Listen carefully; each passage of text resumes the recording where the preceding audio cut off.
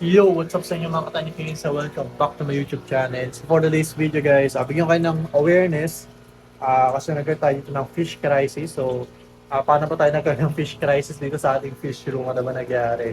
So, nahawaan yung isda natin, ibang isda natin, dahil to sa mga angelfish. So, naalala nyo guys, so, sa huling video natin, dumating yung angelfish natin, ito mga to, na may sakit.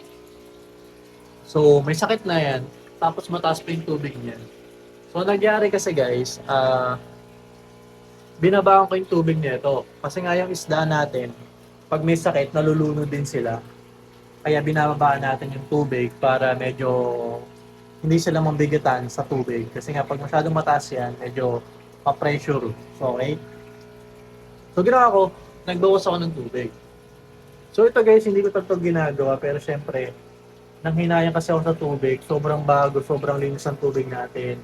Kaya ang ginawa ko, yung tubig dito, sinaipon ko pababa dito. So, ang nangyari guys, yung mga glowfish natin, tinamaan din ng sakit.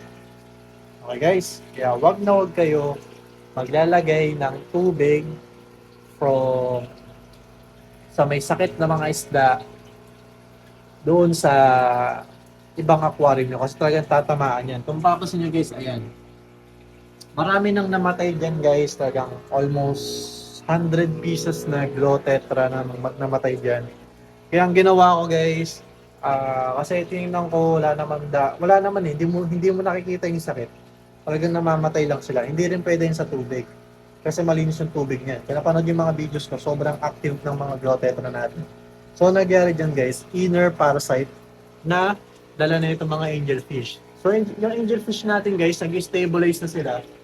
So may namamatay pa konti-konti pero sa ngayon, wala na ako masyado nakitang mahina. Ayan.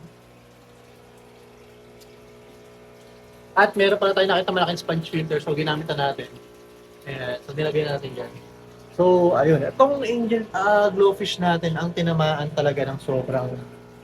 Actually ito, angelfish natin almost swipe out talaga. Okay. Siguro 40%, 30% ang natitira na lang.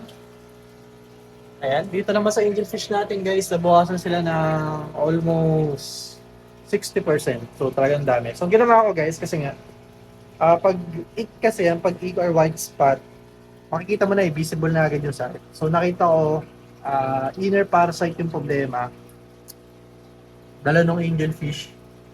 So, ang ginawa ko, naglagay ako ng heater. Ayan, may heater tayong ginamit. So, maganda yun guys, pag meron tayong mga reserbang mga gamit. Magagamit siya if ever na magkaroon ng emergency. So, ayan, nagamit ko naman yung heater natin. So, binabahan ko yung temperature para yung parasite mamatay. Kasi meron mga parasite na namamatay sila once na nag-drop na yung temperature sa ganong temperature. So, for example, 30.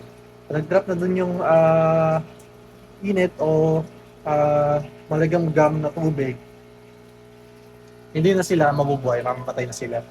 And then naglagay din ako ng rock salt. Number 1 medicine yan, natural medicine yan, na mga isda natin. Rock salt plus heater. So yun yung ginawa ko. Pero so far, lahat ng isda natin sobrang active yan. Sadyang, nagkataon lang na nagkamali tayo ng galaw. Okay? So, ito, papasin nyo guys, talagang active yan. Yan, di ba? Active sila. So, nagkamali tayo. So, ngayon lang ulit nagyari to guys. Ngayon lang ulit ito nagyari. Kasi nga, nasasayangan ako sa tubig. Kasi nga, fully cycle na, ang ganda na. So, mag-ingat kayo guys pag meron kayong gano'n. So, kunya, nakita nyo yung isda at nagdadalawang isip kayo na parang may sakit siya, huwag nyo nang bilhin.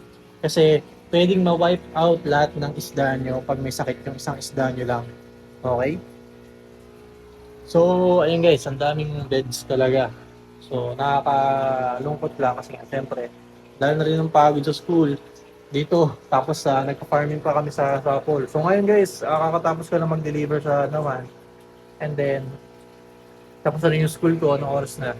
Mag-8 na, pupunta pa ako sa Sapol para magtanim pa ng mga pakain natin sa kambing. So, panoodin nyo guys yung ating mga videos about sa mga kambing natin at sa ibang hype natin doon. So, madadagdagan pa yung guys. Titingnan natin, basta pakonti-konti lang. So, nakapokus pa rin tayo dito sa mga isda natin. Ah, yun.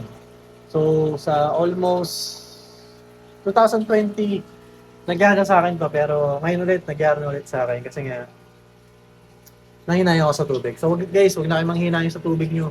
Kasi tubig lang yan. Pero yung isda, ang dami namatay. Pero okay lang yun. Parte siya sa paghahabis. Kaya ako guys, transparent ako sa mga in-upload ko na videos. Para syempre, pag nakita nyo, magkakaroon kayo ng idea and then prevent na siya agad para hindi na magyari sa mga isda nyo. Okay? So para meron na rin kayong knowledge at idea na mali pala yung ganong gawain. So, ako guys, nagpapalit-palit ako dito ng tubig. Kasi nga, di ba, napag-usapan natin yung how to cycle your aquarium quickly. So, di ba gumagamit tayo ng tubig ng ibang, gumagamit tayo ng tubig galing sa ibang aquarium kasi nga may beneficial bacteria. Okay yun. Pero once na alam nyo may sakit, huwag na gagawin nyo guys. Kasi mabilis contaminate. Katulad nito guys. Ang dami niyan, di ba? Nakita nyo. Panoodin nyo yung video ko, yung last video ko. Ang dami-dami nating low tetra pero naubos sila. Actually, hindi pala naubos. Kalahati lang nawala. Dahil sa isang pagkakamali lang. So, ang dami ko nilagay dyan na asin. Naglagay ako dyan ng heater. So, siguro bababaran ko muna yan sila. Tapos tsaka ako magpapalit ng tubig. So, binabaan ko na rin yung tubig niyan. And then, tinapon ko na. Hindi ko na siya nilagay sa ibang isda natin. Kasi, mahahawaan yung iba nating isda. Pero so far, yeah, natang isda natin dito ay goods na goods. Okay na okay. And actually, itong mga goldfish din natin natamaan din sila. Kasi nga, syempre, magkalapit lang eh. Siphon dito sa isang aquarium natin. So, ayun. Yun ang nangyari. Pero syempre, okay lang yun. Masakit man. Dahil maraming nawala. 100 plus. Pero, mahigit pa siguro. Kasi talagang, bilang to guys, yung laman dito kasi 400 pieces. And siguro kalahati mga 200. Angelfish natin, yun ang tira. So, yun lang guys. Lesson learned. Ano? Pag alam nyo may sakit yung mga isda nyo sa isang tank, huwag nyo na kayong kuha ng tubig doon. And yun pala, sa fish net. Number 1 yan. Yung fish net na gagamitin nyo dito sa taas, iba dun sa the rest. Kasi dun din nakaka-contaminate sa fish net. Dun din nagpapasa ng disease, ng mga parasite na nakakapatay sa ating mga isda. So, yun lang guys, na magtatapos itong video na to. Quick update kung ano nangyari sa ating fish room. At bigyan ko rin kayo isang update sa ating mga farm animals kung sakali madagdagan. Pero nagbabalak din ako.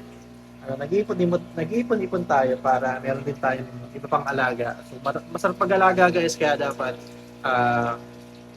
pag-aralan muna natin yung mga yan para ma-prevent natin yung mga ganitong casualties na dapat alam na natin yan.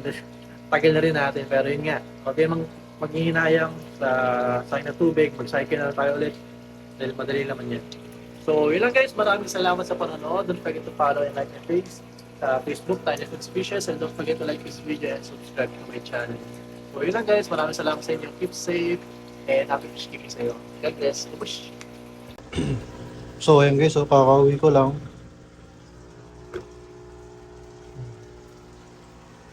Yan yung patay dito. Grabe. So yun guys, wala talaga tayong magagawa. Nagkamali tayo. At sana mabuhay pa yung iba. Dahil ang dami na nito.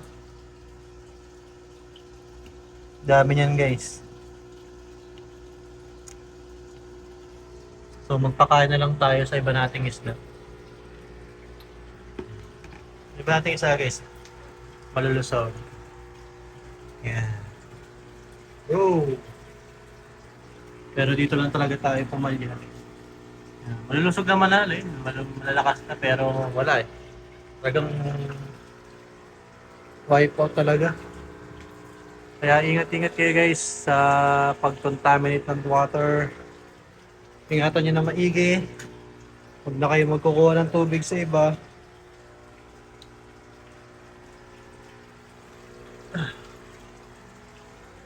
Malusog naman yung iba nating isda. Sadyang nagkaroon ng taga ng tama yan. Yan. Pansin nyo naman, active yung kumain. Nagkataon. Yun yun. Nagkataon lang. Yan. Mga Oscar natin, molds natin.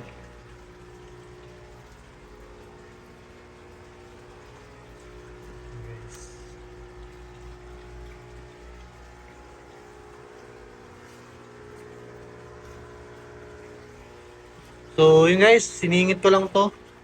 Kasi hindi ko pa naman na-upload yung video. Kaya sama ko na to sa video. Para update sa inyo na ganun karami talaga yung mamamatay. Pag nagkamali kayo ng... Naubos agad nila. Lagay tayo ulit. Malakas sila kumain guys. Kaso nga lang yun nga. Namatay talaga yung mga mahihina. So yun guys, lesson learned. So yun guys, tapos ang video na to. Siningit ko lang.